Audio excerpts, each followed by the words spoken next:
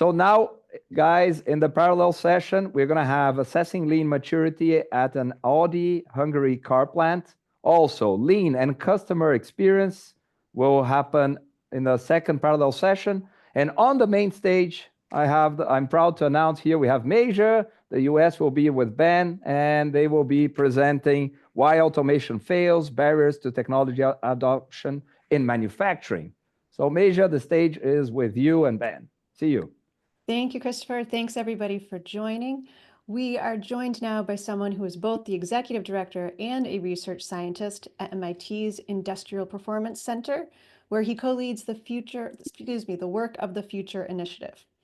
His research and teaching examine how workers, firms, and regions adapt to technological change.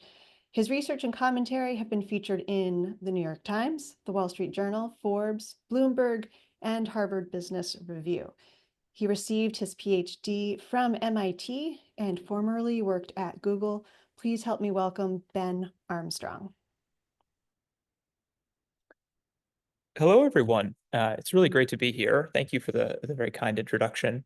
I'm really looking forward to sharing this with a community that I think has perhaps intimate knowledge of how automation can go wrong and why automation, in many cases, is a necessary but not sufficient solution to manufacturing challenges.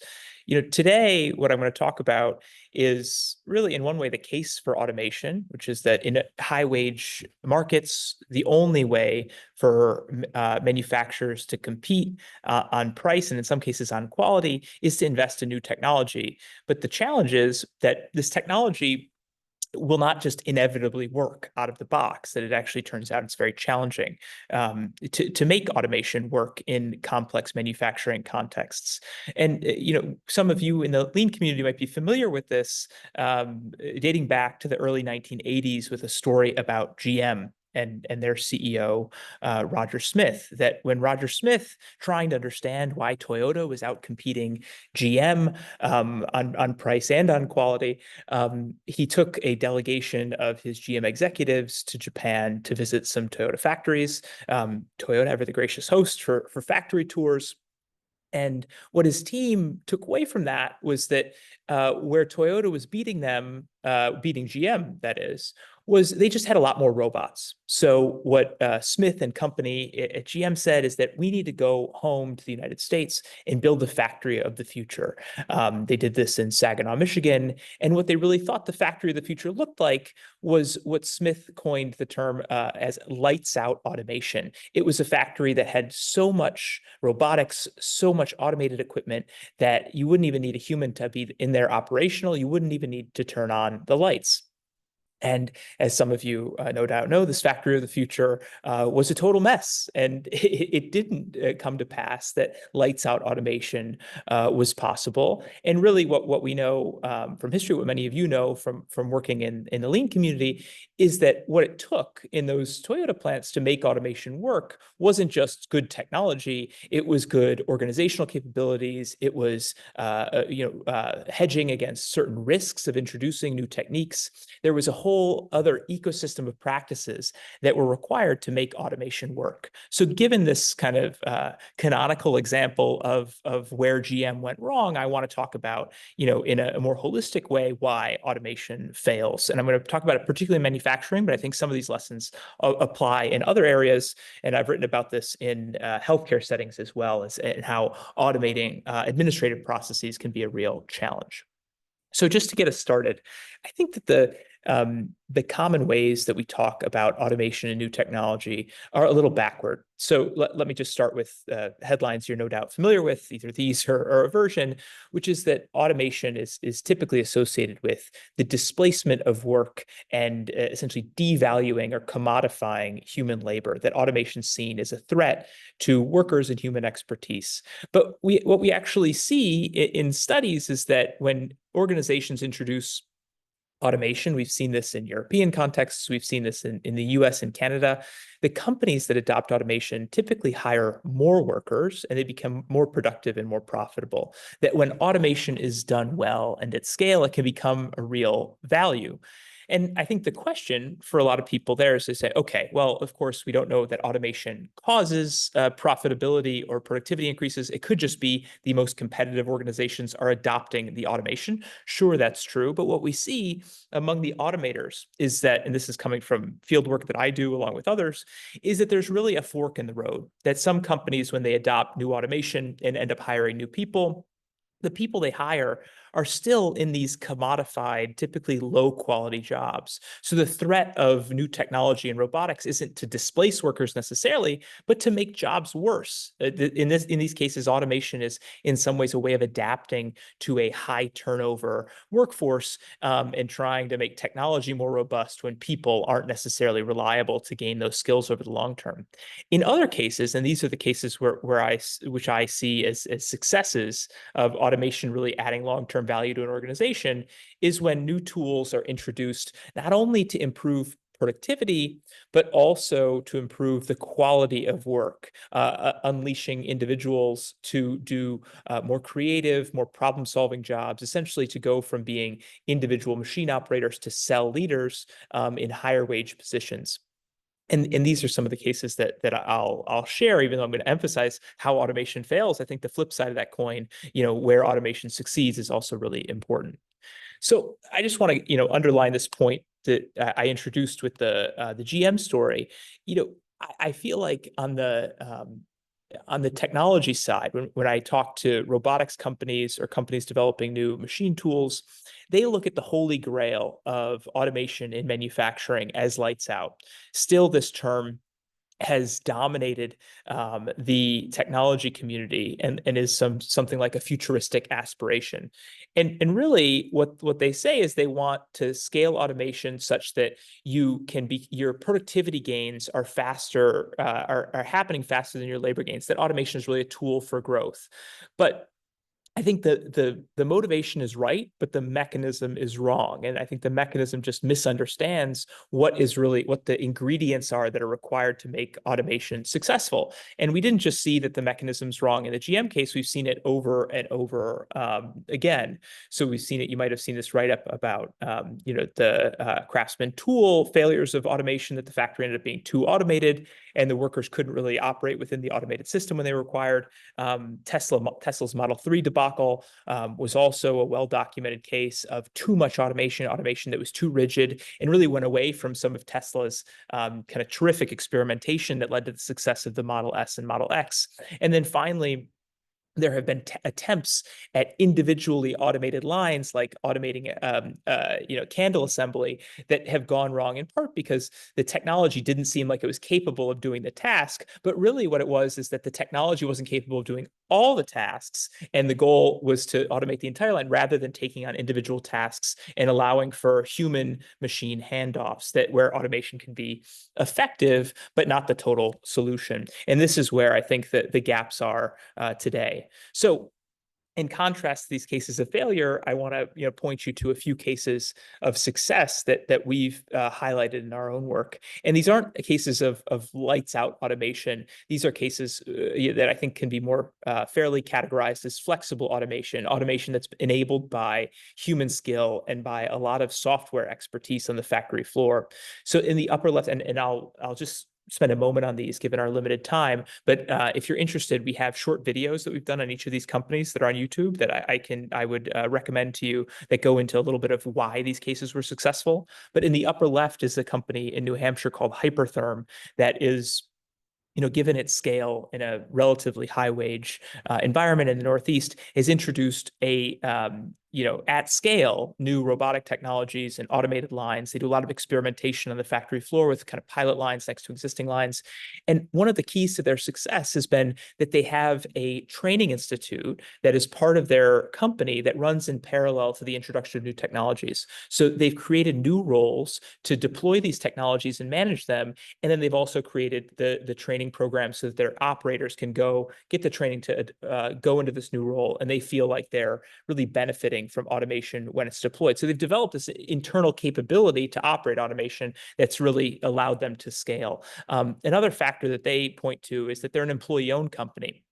And the employee-owned company makes it so that every marginal improvement they see in productivity or competitiveness, the employees are bought in. As one of the employees in the video says, he says, when I look at the trays of parts that we're producing, I see dollar signs. And the employee-owned policies also say that they're not going to have any layoffs due to automation. So they feel like their job security is protected, and they're also invested in the growth of the firm.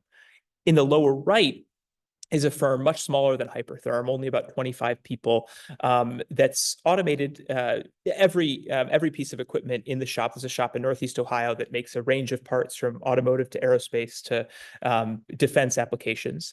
And they've achieved productivity levels that are more than double than the industry median.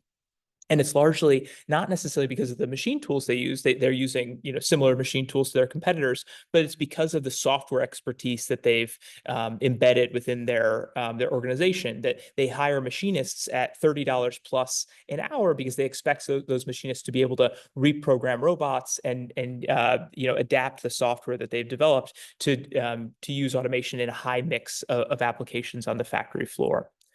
So this is kind of the contrast between the failure of lights out and then the introduction of more flexible automation, which is enabled by software tools, as well as training of shop floor workers. Now, I want to emphasize that there's not just one way of failing at introducing new technology, nor is there one way of succeeding. So I think, as I introduce some more examples down the road, I want to separate them into different categories. One version of failure it doesn't look at all like, GM's failed factory of the future.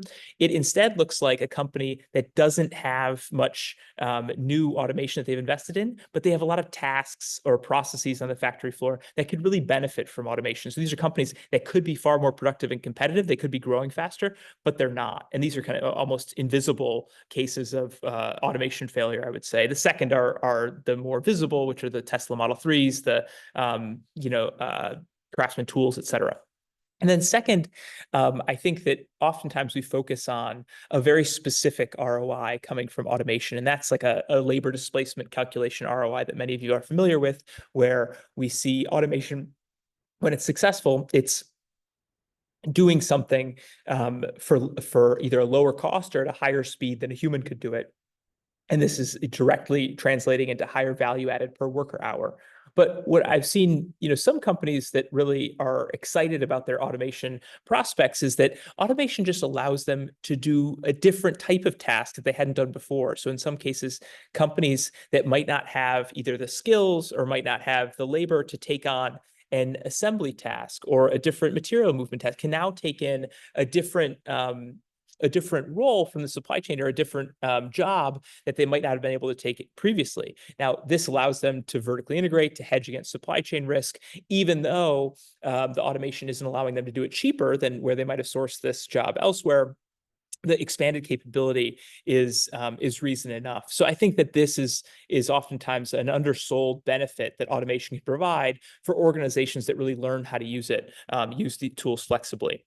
Okay, so now I'm going to get into some data and showing kind of how I would say how widespread this problem of automation failure really is. So I'm just going to give you some high-level numbers, and I'll give you the data sources just so you have some context. So we have data from the International Federation of Robotics, the U.S. Census, which has started collecting data on different how manufacturers adopt new equipment, new software, including robotic automation. And then we have actually point of sale data and geographic data from an individual large robot manufacturer that we'll share with you. Why robots? Robots, of course, aren't the only automation, but they're helpful because they're clearly defined.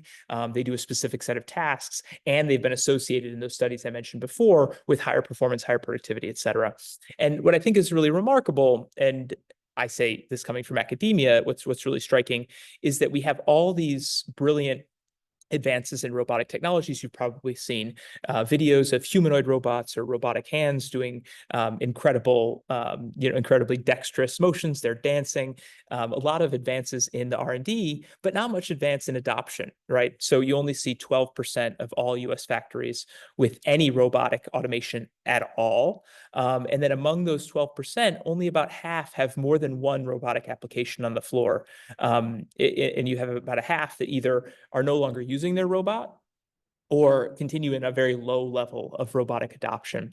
So here I see a couple problems. One is among the 88% of factories with no robots. Some, of course, factories might have no use for robotic automation, but certainly there's a big chunk of those that could benefit from investments in new technology. And I'll share a little why this applies beyond robotics as well. And then second is this path of the companies that went through a trial and error and then didn't scale up their use of robotics. So these are clearly separate issues, but real challenges of automation failure and limitations on competitiveness.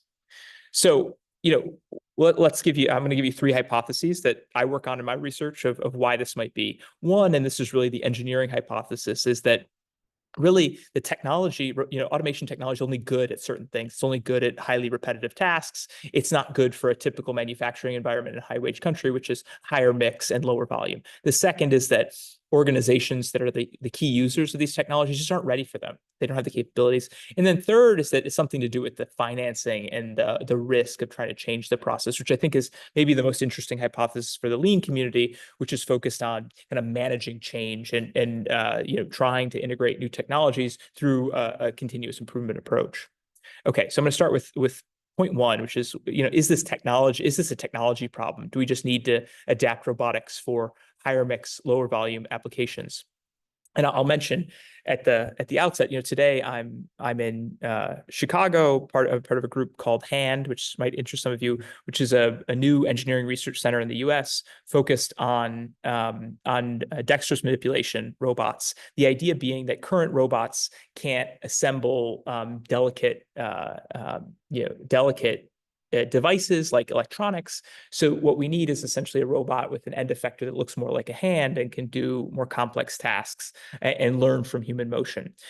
My role in that center is, I think in some cases, to be a reality check that even technologies that are already there have a tough time being adopted. So we need to ensure that if these hands are developed in a really robust way, that they're actually useful to manufacturers. So what we see is that over time, it's not just a US problem, that there's been pretty flat robot adoption in other countries as well, including Japan and Korea, which are at the really leading edge of technology adoption overall in manufacturing, as well as in Germany. You'll undoubtedly notice that China, there was a huge spike in robotic adoption as wages started to increase in Chinese manufacturing. This was attributable, I think, in large part to government subsidies.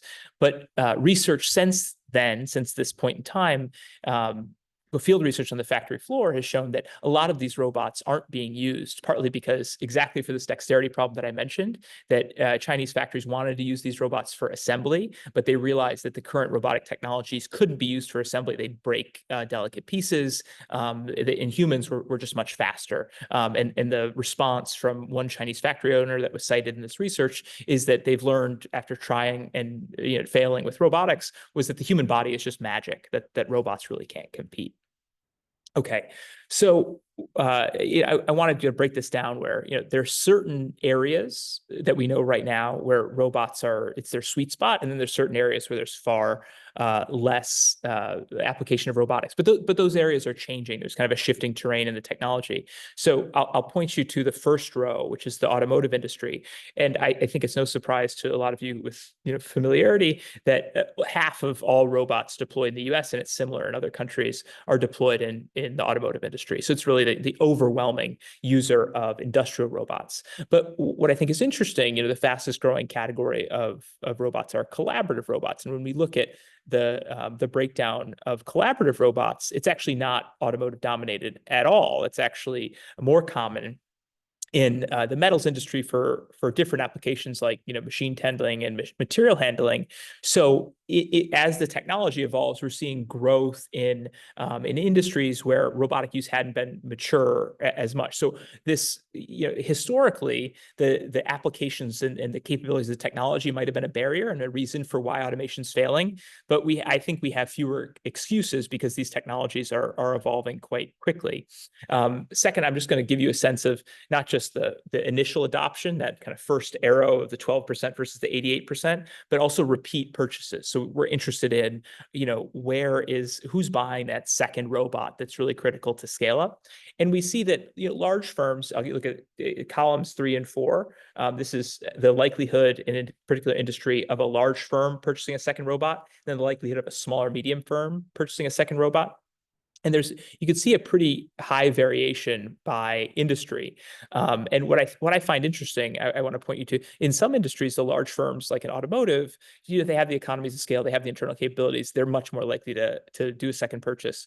But in cases like pharma and food and beverage, where even the small firms need to be highly automated, they're investing in custom equipment already, they're actually similarly likely. There's not that, there isn't that scale effect that you see in automotive and electronics of multiple robot purchases. So I think that's interesting, and it's also kind of a tell about what's the effective size. A lot of cases we're interested, like, is this low size? Is this a low size problem, or is it like a high mix problem? And I think the food and beverage case gives us a clue that it's not a size problem. It's probably more of like a high mix, low volume problem when it comes to automation and robots. Okay, I'm going to skip this in the interest of time and just move ahead to what a lot of you work on and are interested in, which is, are organizations ready for automation? What do they need in order to automate successfully, to avoid failure? So first of all, I just want to share, this is from the US. This chart looks a little different depending on the country you're looking at. But there's been a real paradigm shift in organizational capabilities in manufacturing between the mid 40s, kind of post-war period, and the 1980s. There was a real alignment between improvements in productivity, wages, and investments in new technology in the US. That's the red line is in technology investments, CapEx, green line productivity, and kind of pink purple line wages. There's this positive equilibrium happening. And then what happens after that is that you see a real flattening of wages, a flattening of investment in technology, and ultimately a short-term boost in productivity because you're reducing the workforce. But then since about 2010, productivity in the US has been, US manufacturing has been declining.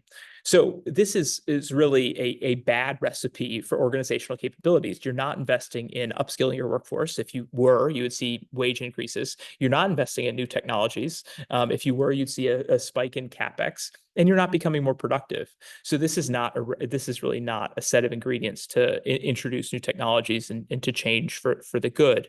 We also see this in when we disaggregate the data and look at specific technology adoption in manufacturing.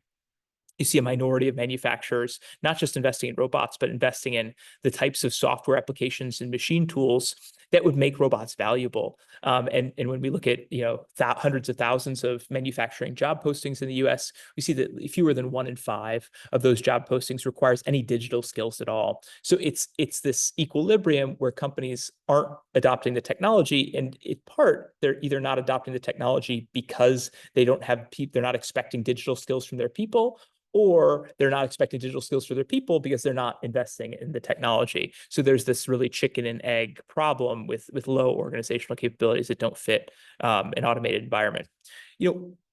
One thing that I hear often in the US context, I know it's present in a lot of Western and Central European countries, is this concern about a skill gap, that somehow these technologies are requiring a set of skills that the current workforce doesn't have. And I think there's certainly some of that manufacturers would desire a broader set of skills than are currently available. But one of the issues, at least in the United States, is that manufacturing jobs used to be highly desirable for high-skilled individuals. It was a job where they could earn a high wage premium. So I'll point you to this graph where the gray line is manufacturing wages and the green line is non-manufacturing wages for people without a 4-year college degree. And if you're going to manufacturing, you earn a 40% wage premium in 1960, and you only earn a 2% wage premium today, that no longer are you getting paid to go into manufacturing in proportion to your skills. And this really shrinking wage premium has been associated with higher turnover and really a less and less reliance on skilled labor. So one of the reasons why this skills gap manifests is really because of this shrinking wage premium. It's not the same everywhere in the country. I can go to this in Q&A. I realize that I am fast running out of my time, which I probably should have anticipated. But I'm going to say one more thing, and then I'd love to hear any questions you might have. And the final thing that is really an interest to me in my research is, why aren't manufacturers more growth oriented, particularly SME manufacturers? So from a business school, if you were to go to an academic in a business school, they would tell you that their model of the firm is that they're always trying to maximize their growth opportunities. And when I go out and visit manufacturers, walk their factory floor, talk to their owners, I typically find manufacturers that tell me they could grow much faster than they are, but it would require them to take all sorts of new risks and try to hire new people at higher wages. And they just don't know if it would pay off. They're currently profitable, so they take a much slower path to growth. And this is a persistent and I think puzzling challenge in U.S. manufacturing, that there's pretty extensive demand that a lot of U.S. manufacturers see. I haven't really encountered a manufacturer that says, we're excited to grow, but we can't find the customers. The customers in many cases are there, but the scale up muscle and the tolerance for risk that would go up with that would coincide with that scale up isn't there. So the question really, I think, is, how can institutions and other organizational practices help these manufacturers, de-risk their investments in growth? Or are there other mechanisms that can help their risk tolerance? I know that we work with various branches of the Department of Defense that have been thinking about this, because they want their defense industrial base to be more capable of scaling up. So I find this to be the really interesting puzzle that's often under-examined in why automation fails. It fails because we don't have enough risk tolerance in the U.S. So with that, I will say thank you. It felt very short. I'm really glad to take your questions now, and then my email is online. I'm sure the group can share it in case you have anything further. Thank you, Ben. We do have one question in the Q&A from Juan Ruiz, who asks, what do you think are the skills an employee should have to improve their employability looking forward to the future use of robots? So we break this down, and this is not just a manufacturing issue, but when we look at healthcare automation as well, that there are two key bases of knowledge. There's technical knowledge, which would be, how do you operate and program a machine? How do you identify which software is most appropriate? How might you write an algorithm to work in a manufacturing context? All that is kind of technical knowledge that many of the manufacturers we study just don't have internally. That if they do have it, it's someone who's an entrepreneurial individual who's taught themselves through YouTube videos or tutorials, whatever it is. And then there's the process knowledge. And the process knowledge is what manufacturers have in spades. They know in detail how something is supposed to work and how it works when it's going well. They know intuitively what the most common errors or edge cases are. And this is something that if a technically talented person doesn't know, they can't operate. They can't make this successful. So really, I think the skill that is missing and that would be really exciting for a lot of manufacturers would be to blend that technical knowledge and the process knowledge. Now, that doesn't mean like, how do you have an interface between engineering and the shop floor, which is a very classic challenge, but it is really from more of like an IT product development standpoint and a shop floor. That's what the technology integration problem is. What I see some organizations do is they go to third parties for this, but the third party is really brittle, because if something breaks down that an integrator sets up, you need to call the integrator back in, and it's not flexible. The flexibility comes from having those internal capabilities, like the lower right example I shared in Northeast Ohio.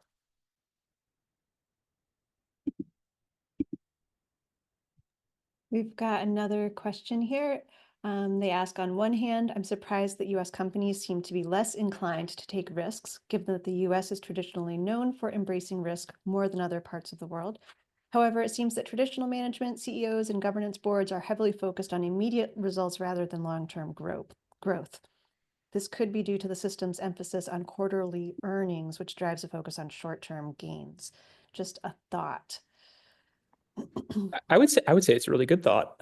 So the main mechanisms for financing growth in manufacturing in the United States different from other countries, and I think this is probably why other countries have been more successful in the last 20 years at least.